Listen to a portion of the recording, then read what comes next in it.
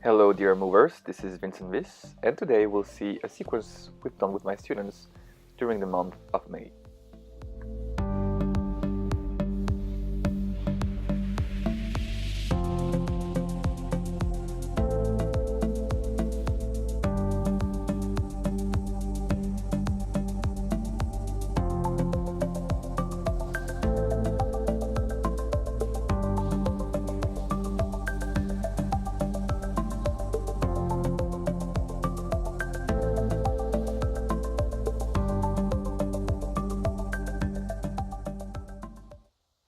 Okay, so let's begin with what could be the most technical part of this sequence.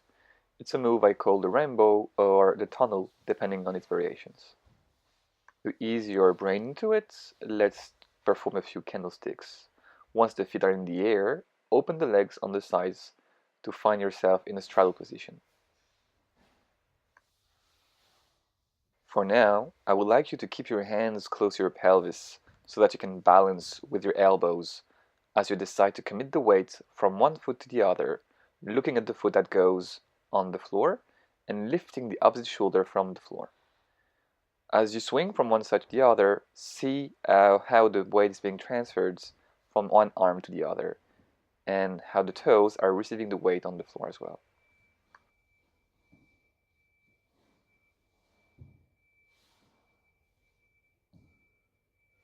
Let's now bring the knee of that leg down to have an extra support on the floor and slide our weight down to the side of our bodies.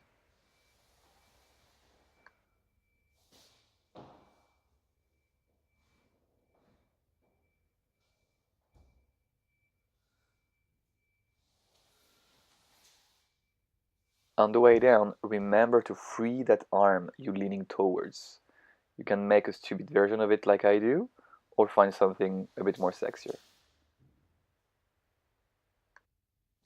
Right, once you have it, let's try to go there from the 1990. We're gonna bring one shoulder down from the 1990, swing the back leg forwards, and then push on both feet, extending both legs, to find ourselves in the halfway position with both hands on our pelvis, ready to perform the tunnel or the rainbow. And from there, simply go down the way we've seen so far, using the knee as an extra support to find yourself on your side.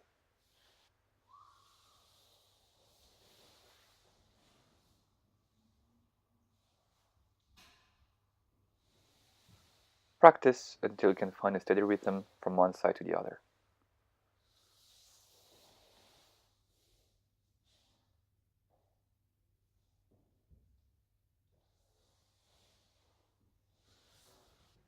To make the movement a bit sexier, we're going to use the hand from that same side to perform half a circle on the floor in order for us to transition smoothly from the 1990 to that position where the shoulder is on the ground, ready to go for the rainbow.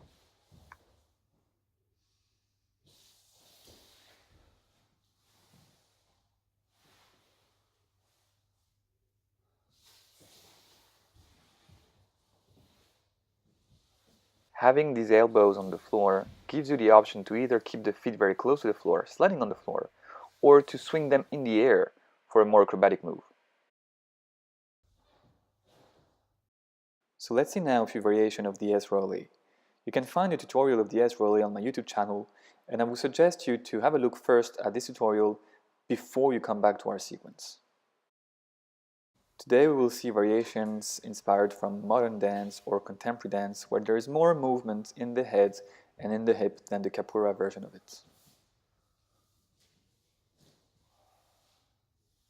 So let's start from our usual tripedal. From there, we're going to reach to the side with one arm.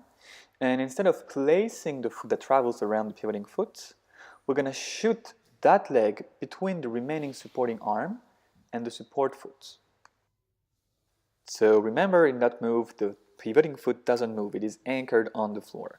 The other foot circles around it, and then this leg is being shot between the hand and the foot so that you end up in a tripedal facing the other way. It is super important that you keep the pivoting foot on the same spot. It is the rest of the body, including the pelvis, that will move towards it, not the other way around. Okay, now to add a bit more drama into that movement, we're gonna draw a big circle with our knee, the knee of the leg that goes around the pivoting foot, trying to imagine that we're avoiding something. We're avoiding a small child with our knee.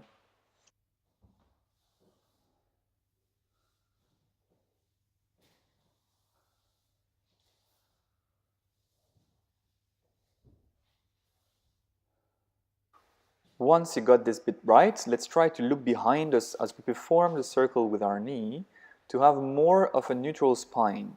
This is very important, as I tell my students in my classes, online coaching, and workshops, because we stay most of the time in a flex position in floor work. So having this form of extension really gives a very aesthetics-oriented feeling to the way you move. On top of that, if you want to be extra dramatic, you can mobilize the neck in such a way that it will go for half a circle as the knee is moving in the air.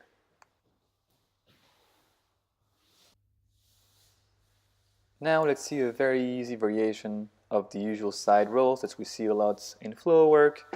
In this one, we're going to push on one hand, raising the elbow towards the ceiling, and shoot the opposite arm in that gap that we're creating between our hands and our armpits. This will result in a torque in the upper body, allowing you to segregate the upper body from the lower body as you roll on the side. As usual, once you got the gist of the movement, I would suggest you go for lines of it, so that you really ingrain it in your brain.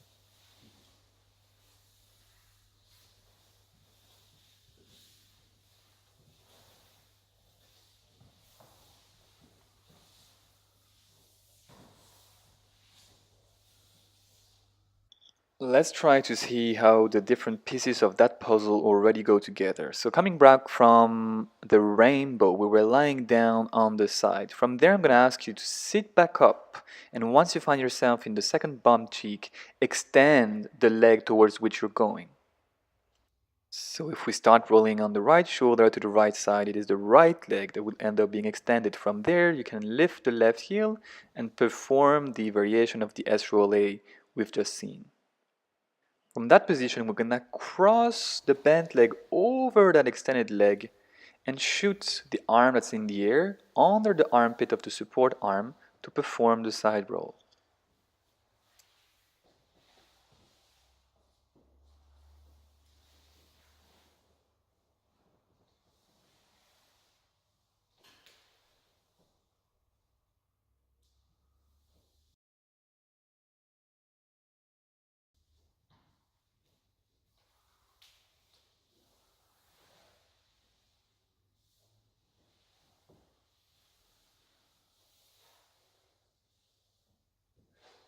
As usual, as you get better and better, try to smoothen the transitions by not stopping anymore and keeping a steady rhythm between one move and the other.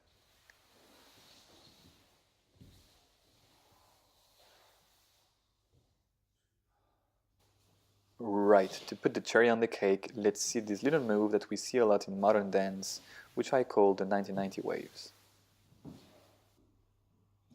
So from a 1990, we're going to bring the support hand down and slide the back foot just in front of the front shin. From there, your mission is to perform an external rotation of the hip, driving the knee to the outside and falling on the outside edge of your calf as you bring the knee close to the floor. What matters here is how articulated you can be in the process. So open that hip, bring the knee to the floor, and let the head follow with the rest of the upper body. You want to use the upside part of your foot as a way to break the motion down so that you don't smash your knee on the floor.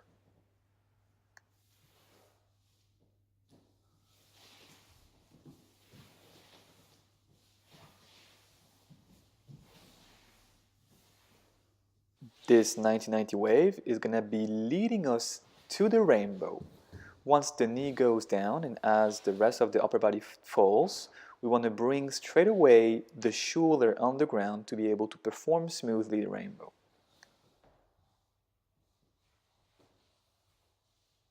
In other words, the fall generated from the 1990 wave gives us momentum to perform the rainbow.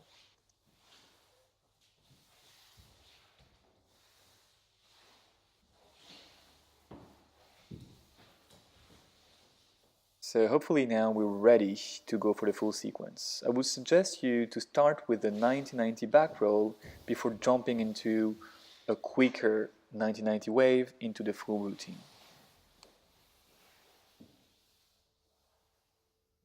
The first pain point we might encounter is really this drop from the wave into the tunnel or the rainbow. So really practice the technique until this transition starts to be smooth.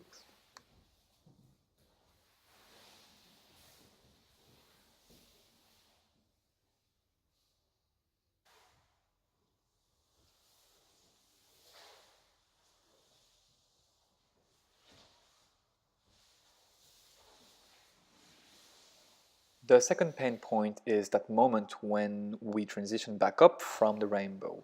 We need to recycle that clockwise or counterclockwise momentum into what follows. So really feel how your supports, your hands, allow you to go from one side to the other without losing too much momentum.